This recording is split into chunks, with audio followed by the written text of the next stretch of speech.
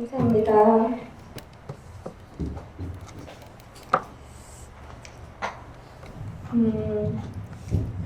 여러 가지 깨어지는 마음들도 있는데 퍼지고 넘어지면서 그래도 하나님 앞에 찾으시는 한 사람, 예배자 되기 원하는 그 마음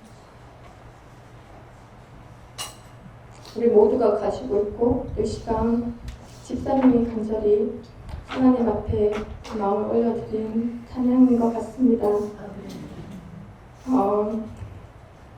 왠지 저도 잘 모르겠지만 저도 저런 때가 있었거든요. 마음은 원인데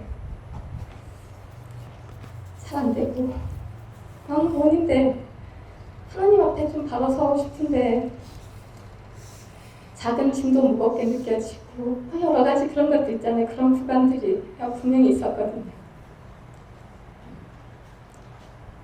그래서 꼭 하나님이 들으시는 찬양이라 생각하고 또 우리 모두의 찬양인 것 같습니다. 그래서 또 감사했어요. 소망이 있기 때문에 제가 저 복잡한 심정으로 하나님 앞에 서 있었던 시절이 있었거든요. 이 교회에서 오늘 오전 말씀도 있었지만 우리가 모두 그리스도의 도의 초보를 다 배운 사람들입니다. 또 신앙의 영적 체험들을 경험하고 저도 그랬고 이 교회에 왔을 때 아는 것과 본 것과 이 하나님 앞에 내가 선다는 것이 항상 발맞춰 가진 않더라고요. 마음대로 잘 안 될 때가 많아서 엎치락 뒤치락 이렇게 했었거든요. 정말 저런 마음이었을 것 같아요. 잘 안 되는, 하고 싶은데 잘 안 되는. 그래서 눈물이 막 날라오더래요 지금. 근데 그 구간들을 지나서 지금 제가 서 있는 자리에서 하나님을 봤을 때 너무 감사한 거예요. 지금 제가 감사한 마음 어찌 말로 다 표현하겠습니까?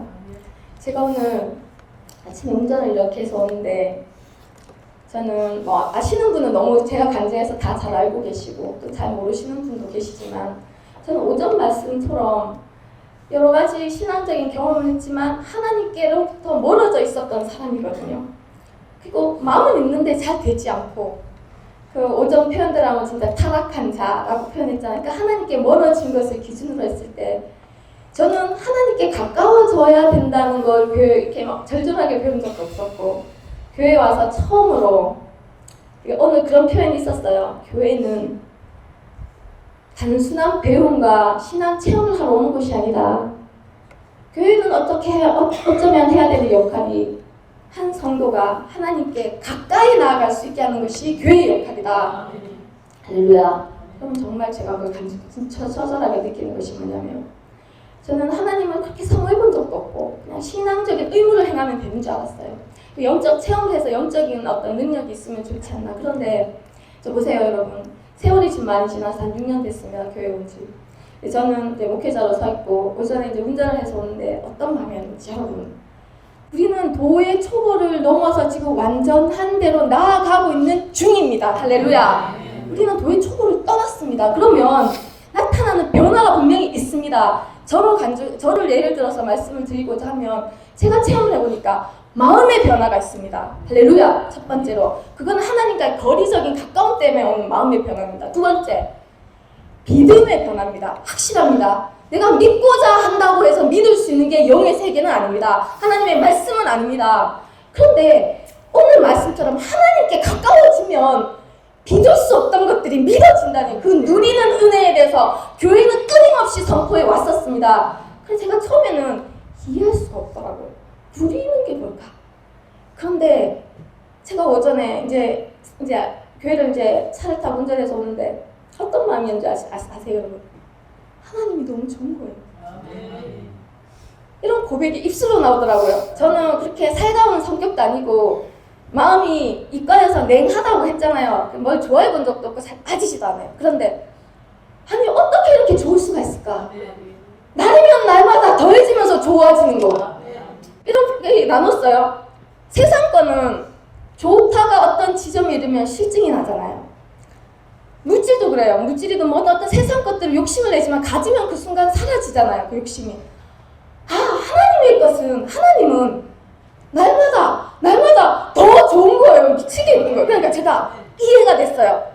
제가 새로운 겁니다, 여러분. 제가 고난 중에 있는 분들 계시죠? 힘든 가운데 있는 분들 계시죠? 도전합니다.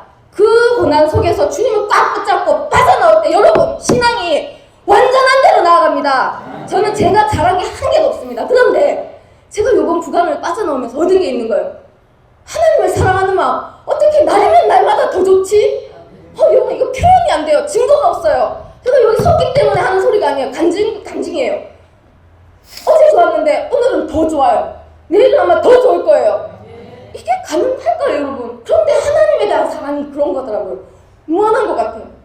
이런 분을 내가 따르고 있구나. 여러분, 우리는 프라이드가 목사님 표현처럼 엄청나야 합니다. 이런 분을 우리가 따르고 있는 겁니다. 할렐루야! 여러분, 조금만 더 가보십시오. 빠져나가 보십시오. 저랑 같이 맞세 갈 날이 옵니다, 여러분. 저 왜 그러냐면 목사님이 늘 그러셨거든요. 근데 제가 멀찍이 들으면서 이랬어요. 그럼 목사님이니까 그렇겠지? 아니면 앞선 분이니까 그렇겠지? 나는 아니야. 원래 저는 뭐 좋아하는 게 없어요. 했잖아요. 여기 얼음이라니까요. 그런데 얼음을 뚫고 근데 불이 이렇게 확 온 건 아니에요. 야금야금 와가지고 얼음이 다 녹은 것 같아. 근데 여러분의 일이라니까요. 여러분이 완전한 대로 지금 나아가고 있는 중이라는 겁니다. 할렐루야! 여러분 기억해 주십시오. 우리가 모시는 하나님이 이런 분입니다. 이렇게 사랑스러운 분입니다. 단지 지금은 여러 가지 어려움 때문에 좀 안 보이지만 여러분 잡고 있는 것 좀 놔보십시오. 옛날에 목사님이 이런 표현 하셨거든요. 완전한 대로 나아가는 데는 그렇게 심플하지 않습니다. 하나님이 만든 우리는 좀 복잡습니다. 영, 혼, 육 아시죠? 영도 해결해야 되고 혼도 해결해야 되고 육도 해결해야 됩니다. 목사님이 표현한 것 중에 제가 너무 정말 명언이다 싶어서 별 표현한 게 있는데 뭐였냐면 영은 사실 데살로니가 전서에 하나님 우리를 보존하시는데 영과 혼과 육을 각각 다 거룩하게 보존한다고 예수 강림할 때까지. 어떻게 하냐? 영은 하나님과 한 영을 만든다 그랬어요. 우리가 죽었던 영을 살려서 영은 하나님과 하나 되게 만드시고 혼은 어떻게 한다고요? 말씀해 보세요. 박살낸다고 하시잖아요. 이놈은 혼은 박살이 나야 되는 겁니다. 여러분 고난 가운데 있습니까? 지금 여러분 혼이 박살나는 중입니다. 할렐루야 하면 기쁜 소식입니까? 어디 가서 혼이 박살이 납니까? 교회 아니면 없습니다. 여러분 영이 하나가 되려면 이 혼이 박살이 나야 하나님이 온전히 가실 거 아닙니까? 그 다음 육은 혼을 따라 맨날 질질 끌려다녔잖아요. 뭐 보기 좋고 정욕, 깜목의 종류, 이생의 자랑이 수십 년을 돌아다닌 거 아닙니까? 어디서 혼을 끌려다닌 거 아니겠어요? 혼이 박살나는 동안 육은 어떻게 한다고요? 목사님 말씀에 의하면 성령에 의해서 이끌림을 받는 영혼육 이렇게 조직적으로 치밀하게 계획을 세우고 가시다 보니까 우리 눈에는 이 고난이 이해가 안 돼요. 내 뜻대로 안 되는 것 같지만 여러분 제가 보장을 합니다. 하나님 이름을 걸고 제 이름 아니에요. 하나님 이름을 걸고 보장을 하는데 나아가면 여러분의 믿음이 완전한 대로 제가 그랬어요. 이건 완전 새로운 단계야. 영적인 걸 저도 경험하면서 왔지만 신앙의 단계가 그 다음 단계가 항상 있다고 하시는데 있더란 말씀이에요. 그러니 우리 김경주 목사님이나 앞선 분들이 이 단계에 있는 것 같아요. 그리고 성경에 있는 모든 사람이 그 단계로 들어간 것 같아요. 그러니 이거는 두려워할 수가 없어요. 기쁨으로 달려가는 길. 그러니까 여러 가지 저희도 문제가 있거든요. 근데 그것들이 시시하게 그냥 작은 것들이 돼버리더라고. 막 하나님 좋은 마음이 너무 큰 거야. 막 할렐루야 노래 맨날 나오고 있잖아요. 이렇게 살 수 있어요. 너무 힘들어. 이거 어떻게 이럴 수 있지? 신앙이 너무 힘들어. 이거 안 하고 어떻게 이렇게 기쁠 수 있지? 이렇게 갈 수 있더라니까요. 여러분 이 비밀의 문으로 비밀의 길로 여러분 확 뛰어들어갈 수 있도록 여러분 도전하시고 지금 구간에서 참고 인내로 연단을 받으시기 간절히 부탁드립니다. 할렐루야. 진짜라서 그래요. 내 너무 기뻐서 그래요. 하나님 간증하고 싶어요. 그래서 아까 저 보면서도 소망이 있었어요. 저기서 머무르지 않는다. 틀림없이 지나오면 믿음의 군사로 저 청년이 얼마나 아름답게 서겠는가. 저 마음 느껴지셨죠? 다 눈물 흘리셨잖아요. 그 마음 중심이 진짜잖아요. 그래서 틀림없이 하나님 아름답게 사용하실 줄 믿습니다. 축복합니다. 저가 좀 다르게 까다롭다고 항상 말씀드려요. 막 지르게 안 됐거든요.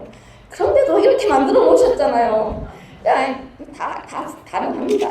그래서 너무 감사하고 기쁘고 제 예전 생각도 나고 그랬어요. 그래서 교회도 참 감사해요. 저를 여기까지 이끌어서 그냥 초보에 머무르지 않냐고 완전한 대로 나아갈 수 있게 이끌어주고 본을 보여주고 결국에는 제 신앙생활은 항상 그랬어요. 힘들다 하기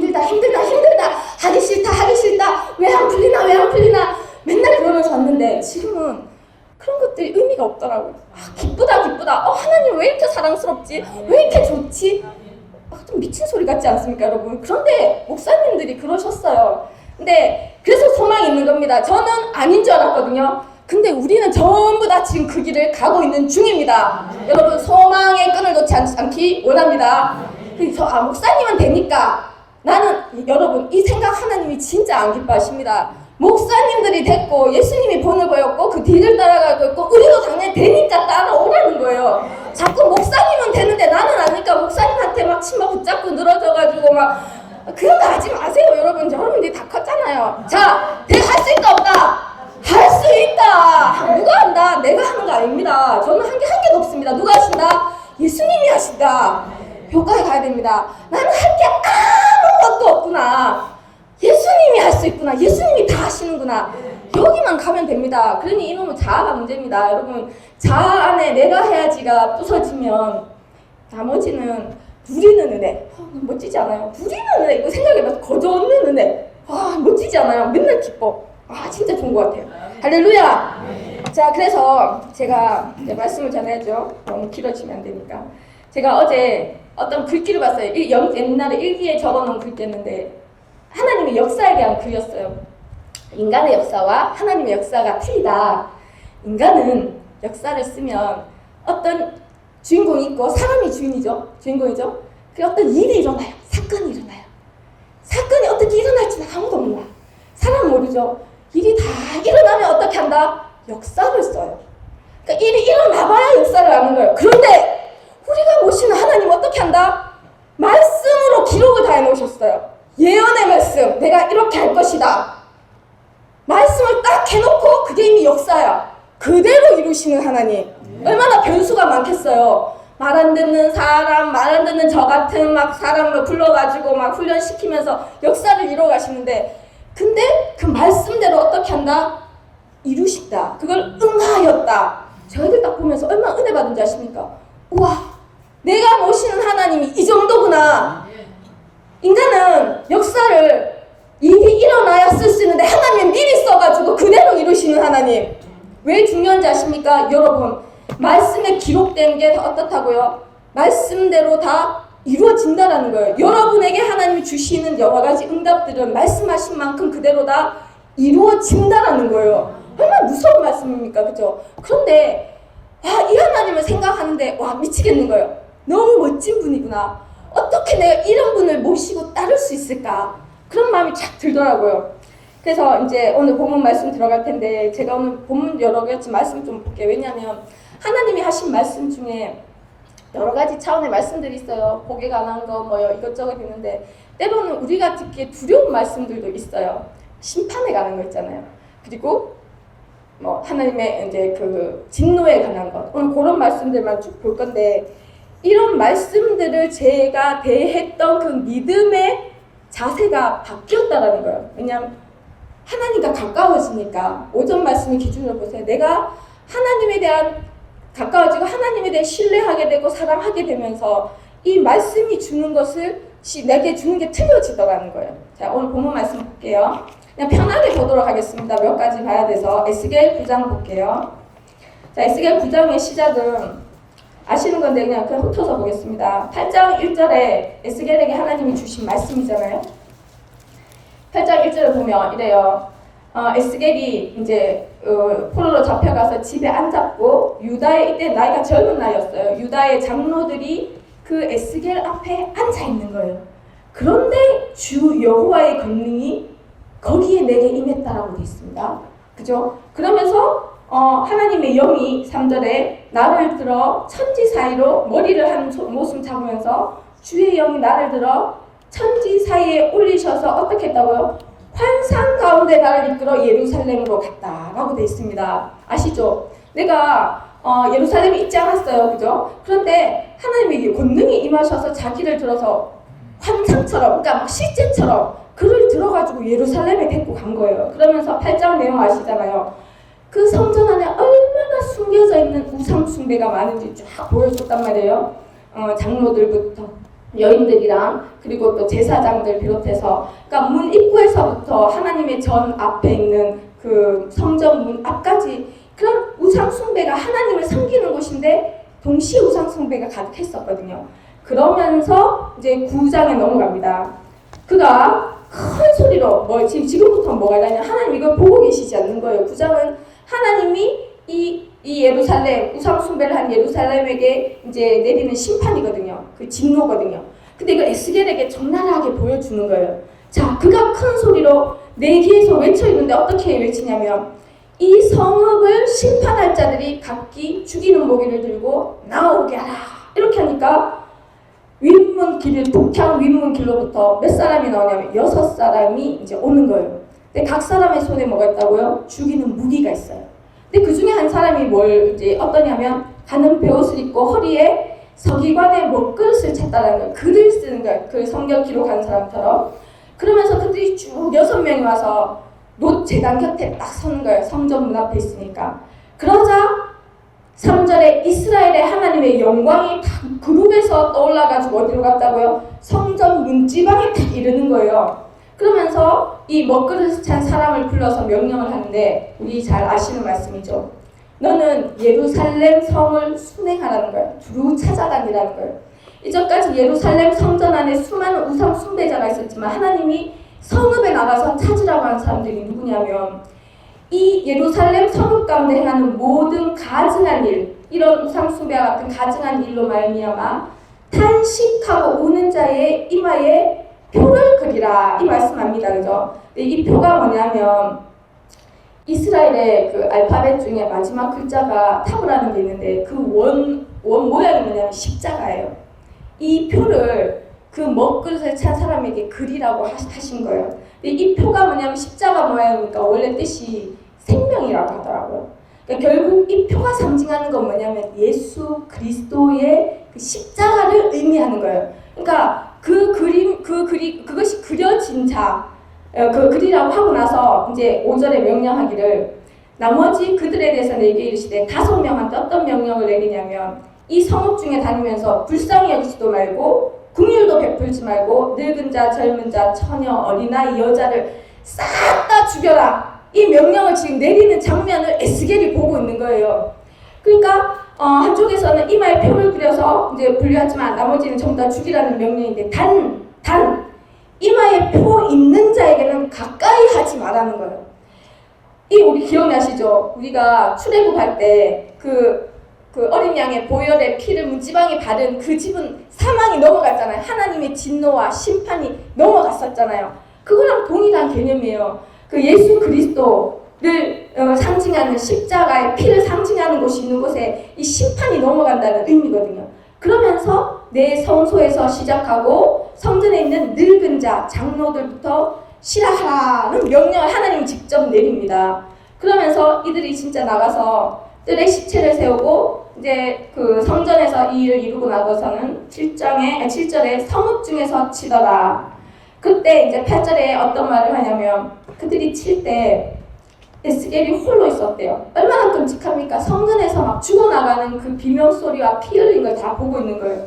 그래 엎드려서 부르짖어 이르되 그 왜 하나님 분노를 쏟으시고 전부 다 멸하십니까? 하니까 이 9절에 죄악이 심히 중하다는 거예요. 특히 하나님 어떻게 말씀하시냐면, 하나님이 이 땅을 버리셨다라고 얘기한다는 거예요. 여호와께서 보지 아니하신다라고 얘기한다는 거예요.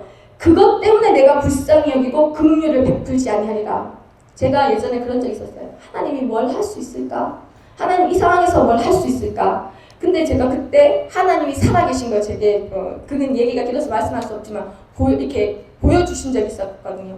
그러니까 우리가 하나님이 뭔가 할 수 있을까라고 하는 이 마음이 하나님이 얼마나 기뻐하시지 않는 줄 우리가 알아야 될 것 같아요.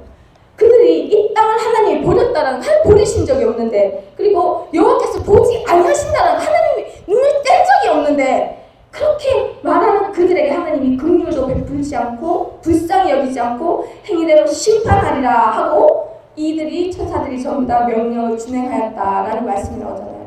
사실 이 말씀이 그 이스라엘에 이루어졌었어요. 이스라엘 성전이 멸망하고 또 이제 그 잡혀가고 이런 가운데 있었지만 이게 끝난 게 아니라 오늘 우리에게도 하시는 말씀이에요. 왜냐 여기 성전에서 하나님이 가증한 일들로 말미암아 탄식하고 우는 자의 이마에 표를 그리라. 이들이 누군지 아시죠? 하나님이 이 가증한 일을 보고 탄식하며 우는 그 마음을 아는 자, 그들이 그 하나님의 마음과 똑같이 탄식하며 울 때 하나님이 그 마음을 아는 자들에게 하나님이 이마에 표를 그리라고 하는 거거든요. 그러니까 결국 이 마음은 하나님의 마음은 하나님을 사랑하지 않으면 알 수가 없는 거더라고요. 이론으로는 알 수 있어요. 근데 이 신앙생활도 여러 가지 해보니까 목사님이 항상 앞에서 하나님 마음 이렇고 저렇고 하지만 내가 하나님께 가깝지 않으면 머리로는 알 수 있는데 정말 하나님이 탄식하시는지 우시는지 알 방법이 없더라는 거예요. 그러니 하나님께 가까이 가고 연합된 자가 하나님과 하나여야 그 마음이 보이는 거잖아요. 그런 자들을 하나님이 표를 그리신 거예요. 근데 사실 이런 말씀을 드리면 제가 예전에 그랬어요. 마음이 착잡해요. 목사님 우리에게도 오늘날에게도 동일하다. 이 교회에 여러 가지 일어나는 일들이 있잖아요. 그러면 어떤 마음이 드냐면 참 두려운 마음이 드는 거예요. 제가 두려움에 대해서 얘기하고 싶었어요. 이런 심판에 대한 말씀을 드리면 내가 부족하고 넘어져 있고 하나님 앞에 온전하지 못하고 그러니까 뭔가 해야 될 것 같기도 하면서 이런 심판의 말씀을 드리면 귀를 닫고 싶은 마음도 있어요. 근데 이것뿐 아니라 우리 오늘 몇 가지 볼게요. 성경에는 이 심판에 관한 말씀을 우리가 피해갈 수 없는 것이 자 요한계시록 가보겠습니다. 동일한 부분인데 7장에 가보겠습니다. 몇 가지 같이 살펴보고 메시지를 전하도록 하겠습니다.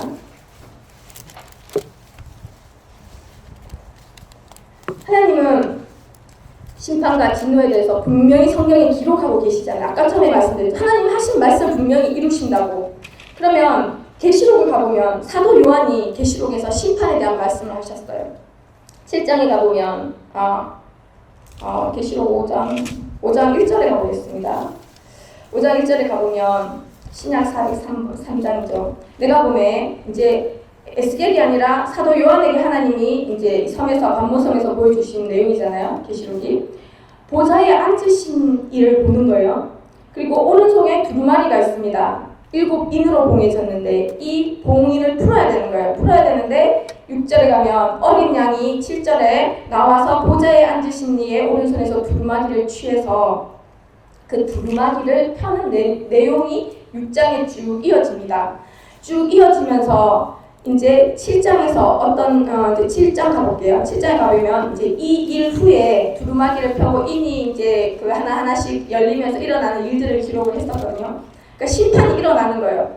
이 후에 7장의 1절에 이 후에 내가 이제 뭘 보냐면 내 천사를 봐요. 땅 모퉁이에 섰는데 땅의 사방 바람을 붙잡고 있어요.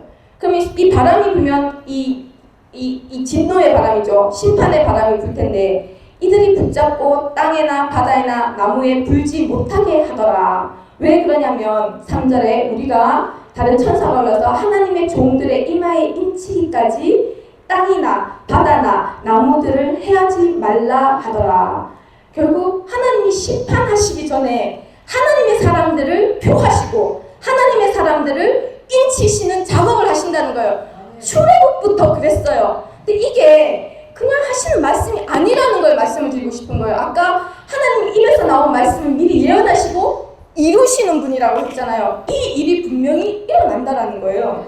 그러면서 9장에 보면 9절에 봅니다. 7장 9절에 보면 이들이 그러니까 인을 받고 그 환란에서 이제 그 구원을 받은 거 아니겠습니까? 그런데 이들이 이 일 후에 내가 보니 각 나라 족속 백성 방언에서 아무도 능히 셀 수 없는 큰 무리라 그래요. 숨을 셀 수 없는 큰 무리가 이들이 나와서 흰 옷을 입고 하나님의 보좌 앞에서 찬양을 하는데 어떻게 찬양하냐?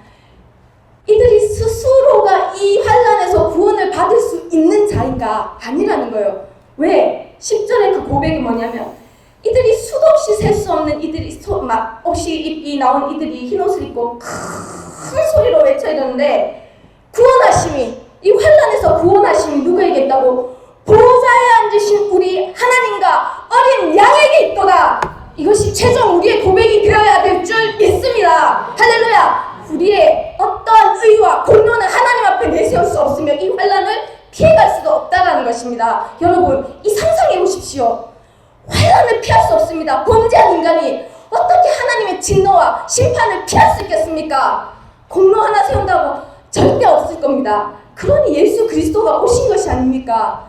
그런데 이들이 환난에서 인침을 받고 나와서 하는 첫 번째 고백은 구원하심이 누구에게 있다? 하나님과 어린 양에게 있다. 외치는 소리가 있다라는 거예요. 그러면서 이 일이 우리에게 일어날 일이라는 거예요. 할렐루야. 그러면 사도 요한만 이 장면을 봤냐? 심판만 봤냐? 사도 요한은 뒤에서 요한계시록이 계속 지속적으로 심판과 새 예루살렘에 대한 그 이 본 환상들을 다 기록하고 있잖아요. 베드로도 이 주의 날에 대해서 기록을 한 것을 우리는 알 수 있습니다. 베드로후서 3장 10절에 나오겠습니다. 자, 우리에게 아직 일어나지 않지만 일어날 일에 대한 것들입니다. 자, 3장 10절. 그러나 주의 날이 도둑같이 오리니 시작하죠. 그리고 굉장히 자세히 설명을 합니다. 그날에 어떤 일이 일어나냐면 하늘이 큰 소리로 떠나간다는 거예요. 지금 있는 하늘이. 물질이, 그러니까 이 땅이 뜨거운 물에 다 녹아버린다는 거예요. 그리고 땅과 그 중에 있는 모든 일이 드러나리로다. 그럼 이러면서 근데 여기서 끝나지 않아요. 제가 이런 말씀을 보면 예전에 정말 이런 일이 일어날까? 설마 내 때는 안 일어나겠지. 그런데 실제 일어난다고 하면 정말 주님이 온다는 말처럼 무서운 말이 없었어요. 그런데 항상 목사님이 제가 대조가 됐지 이걸 생각해보죠. 목사님은 항상 어떻게 참 기쁨으로 얘기하는 계시록에 주님 속히 오시옵소서 오시옵소서 그 말씀 때문에 진짜 그렇게 쇼하시는 게 아니라 진짜 그것을 바라고 기뻐하고 소망하고 이렇더라고요. 저는 내일 오시면 안 되고 한 달 뒤에도 조금 그렇고 나 죽고 나서 오시겠지? 오셨으면 좋겠다. 왜? 내 안에 그 두려움이 있는 거예요. 여러분 이 두려움이 어디서 온지 아십니까? 나는 자신이 없다라는 거예요. 그리고 내가 주님을 의지할 만한 믿음도 없는 거예요. 왜냐면 주님을 의지해야 그 믿음이 나오는데 그런 불완전한 제가 일어난 변화가 있다라니까요. 그러면서 이들이 어떻게 고백하냐면 베드로후서 3장 12절에서 이들은 두려워하지 않았어요. 보면 하나님의 날이 임하기를 바라보고 간절히 사모하라는 거예요. 이들은 이 말씀으로 두려워한 자가 없었어요. 오히려 그날을 바라보고 임하기를 바라보고 간절히 사모했다라는 거예요. 이것이 나와 이들의 차이인 거예요. 두려워했다. 임하지 않기를 원하는 정말 두려운 그 마음을 가졌던 이들은 이런 고백을 하고 있는 거예요. 오히려 이 말씀이 그들을 두렵게 하는 것이 아니라 더 담대하게 하고 더 바라보게 하고 더 주님께 가까이 하게 하고 그러면서 13절에 새 하늘과 새 땅을 우리는 바라보노라 이렇게 고백하고 있거든요. 완전 다른 사람 아닙니까? 다른 성도 아닙니까? 여기까지 나가야 된다는 거예요. 할렐루야. 여러분 그러니 신앙은 이 비밀이 풀려야 되는 거예요. 근데 가보지 않으면 알 수 없는 것 같아요. 여러분은 가는 중입니다.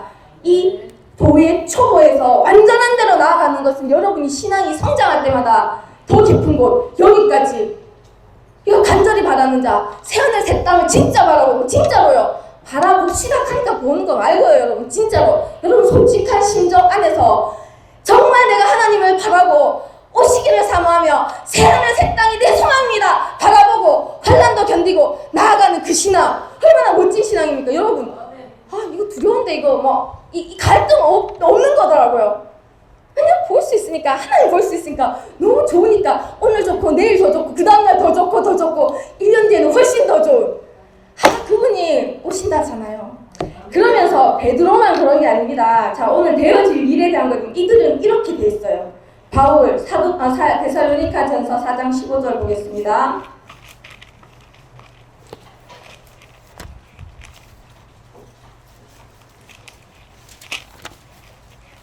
데살로니가 4장 15절에 보시면 주님 강림하실 때 15절 18절 보면 여기도 굉장히 자세히 바울이 기록합니다. 주께서 호령하시면서 나오는데 천사장의 소리가 들리고 마치 들은 것처럼 그때 하나님 주의 호령과 천사장의 소리, 하나님의 나팔 소리가 쫙 들리면서 친히 하늘로부터 강림하십니다. 친히 하늘로부터 내려오신대. 할렐루야. 그날이 온다라는 거 여러분 참 이게 준비가 안 된 사람에게 얼마나 두려운 일이며 관심이 없는 사람에는 그냥 기쁨으로 오늘 지금 제가 아무리 얘기해도 일로 듣고 일로 나갈 얘기 아닙니까? 근데 진짜 이것이 진짜 일어날 일인 줄 안다면 여러분 우리 듣게 돼 있습니다. 할렐루야. 자, 그러면서 그리스도 안에서 어떻다고요? 죽은 자들이 먼저 일어난대. 그러면서 우리 살아남은 자들도 그들과 함께 구름 속으로 끌어올려져 공중에서 주를 영접한다. 네, 아무나 영접하는 건 아니죠. 인 맞은 사람, 하나님의 것인 사람들이 공중으로 들어올려진다라고 제 얘기가 아니라 이단의 얘기가 아니라 성경 사도 데살로니가 전서 4장에 있는 말씀이라는 거예요. 아직 일어나지 않았습니다. 그런데 어떻다고요? 하나님의 역사는 말씀하신 것이 반드시 이루어진다라는 거. 응하리라는 표현들 있잖아요. 여러분 반드시 응할 것입니다. 반드시 이루어질 것입니다. 그것이 우리 앞에 일어날 일이라는 거예요. 할렐루야. 그런데 이것이 이들에게도 두려움이 되지 않았습니다. 마지막 절 18절에 가면 이런 말 그러면서 공중에서 주를 영접하고 항상 주와 함께 있으리라. 고난 가운데 있었던 이들에게 이것이 이런 말로 서로를 위로하라. 위로의 말이었다라는 거예요. 소망의 말이었고 위로의 말로 주셨다라는 거예요. 놀랍지 않습니까? 왜 우리에게는 이 말씀이 소망이 되지 않고 위로가 되지 않는가? 그것은 오전 말씀과 관련이 있는 것 같아요. 우리가 죽게 멀어져 있고 형식적인 신앙으로 가고 있는 한은 이 일들은 설마 아니면 무관심 나랑 아무런 상관이 없는 하나님의 말씀일 뿐인 거예요. 그렇지만 여러분 기억하십시오. 저도 그랬습니다. 저도 두려운 가운데 이런 말씀을 들었고 끊임없이 사실이 아니었으면 좋겠다. 나는 죄도 많이 졌고 하나님 오시면 나는 들림받지 못할 것이 분명한데 그냥 이러고 살다가 죽으면 어떻게 되겠지. 여러분 정말 진짜 그게 내 진심이었습니다. 근데 부러웠어요. 저렇게 앞에서 확신을 가지고 물어보시더라고요. 목사님이. 여러분 하나님이 오시면 인받을 자신이 있습니까? 하나님이 오시면 들림받을 자신이 있습니까?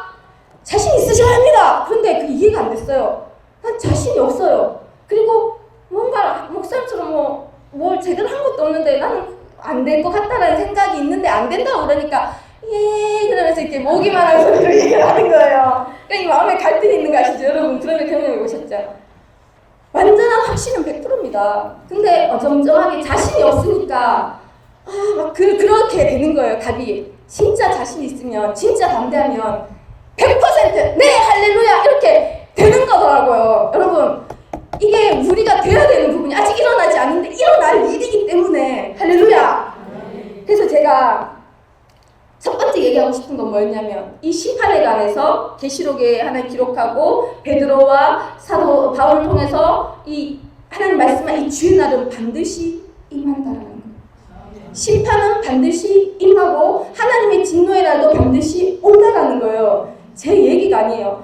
이 일이 아직 일어나지 않았기 때문에. 그런데 제가 말하고자 하는 건 뭐냐면 이 일을 듣는 믿는 자의 반응에 대한 걸 얘기를 하고자 합니다. 자, 처음에 말씀드렸죠. 저는 진짜 믿음이 밑바닥이고 말도 안 듣고 이제 진짜 신앙의 도의 초보 단계에서 교회 와서 이런 일들을 들으면 참 당황스럽더라고요. 그런 것들을 교회에서는 잘 말씀하시지 않잖아요. 근데 처음에는 진짜 두려운 마음으로 들었어요. 나는 안 왔으면 좋겠다. 주님 안 만나도 좋으니까 절대로 안 왔으면 좋겠다. 그러다가는 자꾸 들으니까 어떻게 되냐면 중간으로 옵니다.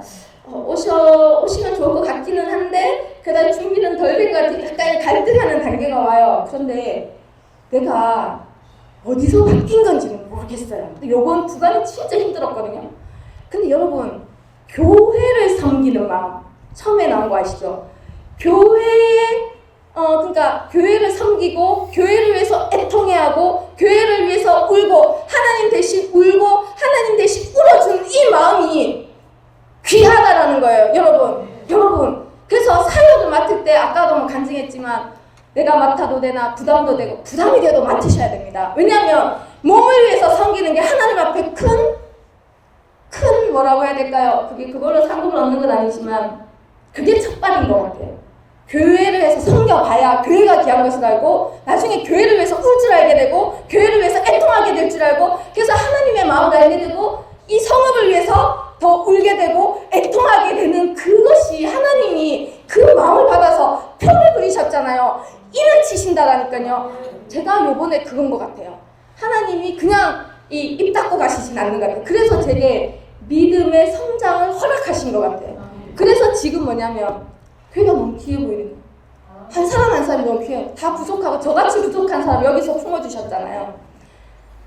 제가 부족한 건 말로 표현이 다 안 되죠. 여러분 다 아시잖아요. 저같이 까칠하고 정말 모나고 막 그런 사람을 교회가 안아서 사람으로 다 이렇게 품어가지고 이렇게 세워서 여기 세워주셨는데 이것을 하나님이 귀히 보신다는 거죠. 그러니까 아까 말씀에 기록된 것도 표를 그리라 한 자가 그 하나님의 마음을 아는 자, 이 공동체를 향한 그 하나님의 마음을 알고 같이 늘 목사님 말했지만 울고 같이 애통해하고 같이 슬퍼하고 이 죄악된 것들을 보면서 하나님이 어떻게 바라보시는지 알고 우는 자에게 표를 그리라고 하셨잖아요. 그러니 오전 말씀을 기준해서 보면 하나님께 가까이 간 자는 이거를 모를 수가 없다라는 거예요. 그 마음을 가져서 가까이 가는 것이 아니라 하나님과 연합됐기 때문에 그 마음이 알아져서 인을 그려진다라는 거죠. 할렐루야. 그래서 제가 변화가 뭐가 있죠? 하나님한테 관심 없었거든요. 하나님을 사랑한다고 해본 적도 없었어요. 그런데 하나님이 너무 사랑스럽고 내일이 더 기대되고 하나님이 어떤 분인가 더 알기를 원하고 여러분 범죄한 인간이 하나님에 대해서 안다는 게 얼마나 큰 영광인가 쓴 책의 글귀를 보고 제가 진짜 충격받았어요. 우린 당연히 아는 걸 당연하다고 여기잖아요. 아니요. 어떻게 사람이 영이신 하나님을 알 수가 있습니까? 지식으로는 알 수 있겠지만 우리에게 계시하시고 알게 하신 이 모든 게 영광이라는 거예요. 영광 가운데 우리는 있습니다. 할렐루야. 그런데 더 알고자 하는 것은 우리가 아무리 원해도 하나님 편에서 허락하시 아니하시면 알 수가 없는데 더 가까이 오라고 하시잖아요. 심지어 하나님의 마음을 우리에게 주시라고 하시잖아요. 하나님의 눈물을 우리에게 알게 하기를 원한다고 하시잖아요. 관심 있는 자에게. 여러분 이것이 얼마나 큰 영광이겠습니까? 여러분 생각해 보십시오. 한 번은 생각을 해야 될 것 같아요. 아버지의 마음 어떤 마음인지 그 영광을 허락하신 이 범죄한 우리에게.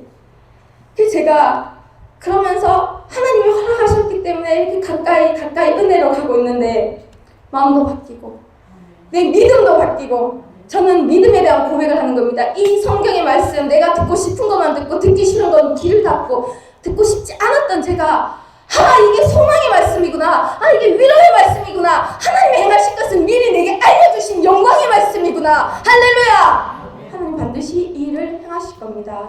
할렐루야. 그런데 우리 마음에는 어쩔 수 없이 이런 두려운 마음들이 있어요. 이 심판에 대해서 과연 내가 설 수 있을까? 그러면 하나님 왜 이 두려운 마음을 주면서까지 이런 말씀을 전하신가? 보면 디모데후서에 1장 7절에 이래요. 하나님 우리에게 주신 것은 두려워하는 마음이 아니라 두려워하는 마음은 하나님이 주신 게 아니에요.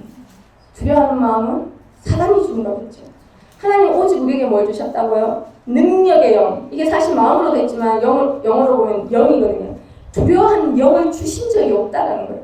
오직 능력과 사랑과 절제하는 마음을 주셨다. 절제하는 영을 주셨다. 그럼 여러분 우리에게 있는 이런 심판에 대한 두려움은 내가 나를 볼 때는 당연한 거잖아요. 그렇지만 예수 그리스도를 통해서 보면 그 두려움을 쫓아내야 될 대상인 줄 믿습니다. 할렐루야. 왜냐? 지난주에도 말씀드렸잖아요. 요한일서 4장 17절에 하나님의 사랑이 우리에게 온전히 이루어진 것은 어떻게 한다고요? 우리로 심판날의 담대함을 가지게 하려 함이라. 여러분 우리의 이 길은 두려워하면서 전전긍긍하면서 가도록끔 하나님이 예비하신 길이 아닙니다. 감히 말하건대 하나님은 우리가 담대하게 심판대 앞에 담대하게 주님의 보좌 앞에 담대하게 지성소까지 나아갈 수 있는 담대함과 담력을 이미 예비하시고 주셨다라는 거예요. 누구를 통해서? 우리로서는 할 수 없어요. 예수 그리스도를 통해서. 할렐루야. 그러니 이 믿음의 사람들 있잖아요. 오늘 본 말씀들에 이들은 이 말씀을 들으면 기뻐하고 소망을 가지고 서로 공면하고 위로하고 그렇게 갔잖아요.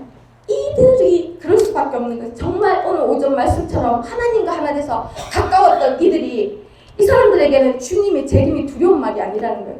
듣기 싫어하지도 않았어요. 그들에게 오히려 어떻다고요? 간절히 사모하고 기다리고 새하늘 새 땅 바라보며 여기 속한 사람들이 아니었다라는 거예요.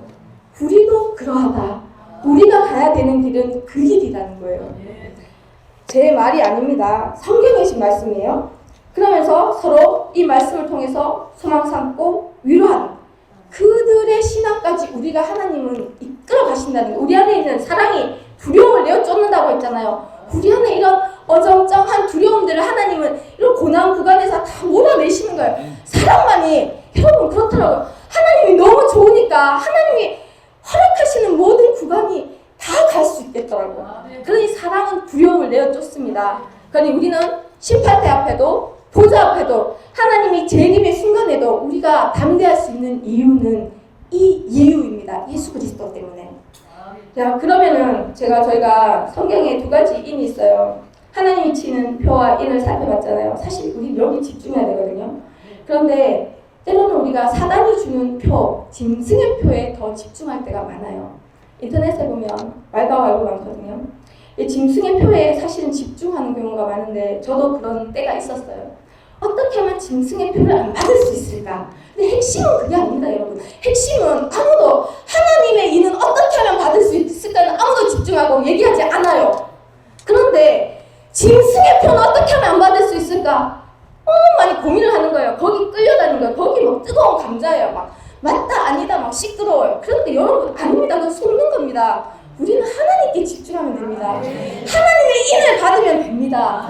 하나님의 표를 받으면 됩니다. 그러면 짐승의 표는 우리랑 아무 상관이 없는 거예요. 왜 그러냐? 자, 보겠습니다.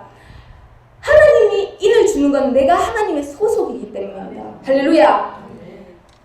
사람이 짐승의 표를 받는 건 내가 짐승의 표를 받을 수밖에 없는 사단의 소속이기 때문입니다. 자, 우리가 요한일서 3장 12절 찾아보겠습니다. 마지막으로.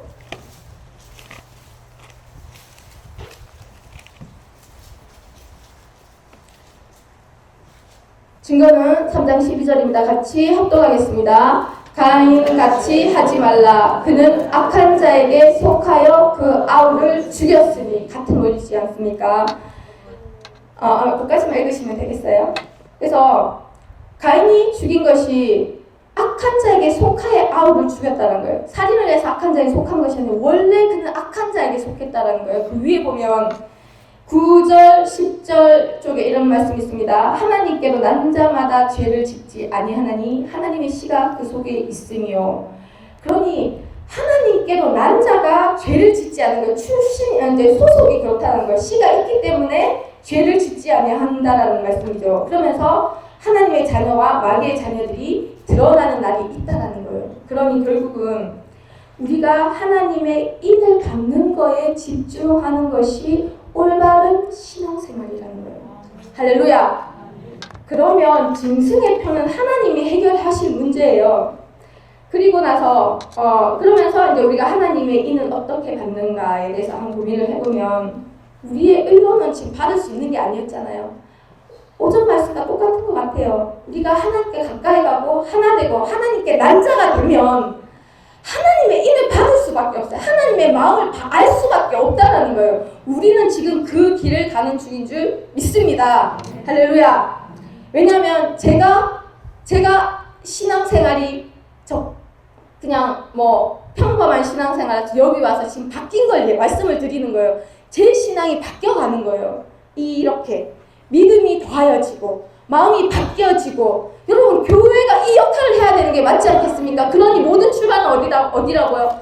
하나님과 성도가 가깝게 하는 것, 중매쟁이 역할을 하는 것이 교회의 역할인 줄 믿습니다. 그러면서 우리가 이 일을 우리가 인을 받는 것이 우리의 공로가 아닌 것이 히브리서에 있어요.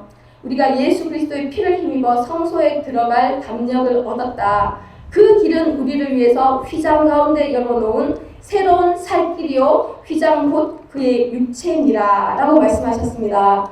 그러니 이 모든 일을 누가 했다고요?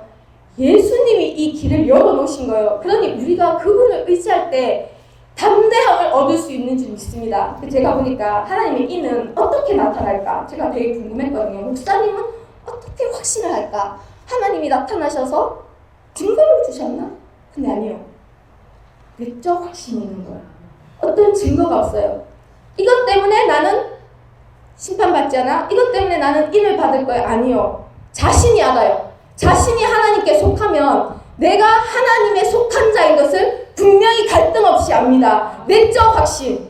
내적 확신이 여러분에게 올 겁니다. 갈등하지 않습니다. 질문하면 그래서 바로 하나님께 내가 일 받을 수 있습니다. 들림 받을 겁니다. 라고 고백할 수밖에 없는 게 이 안에 내적 확신인 게 성령이 주시는.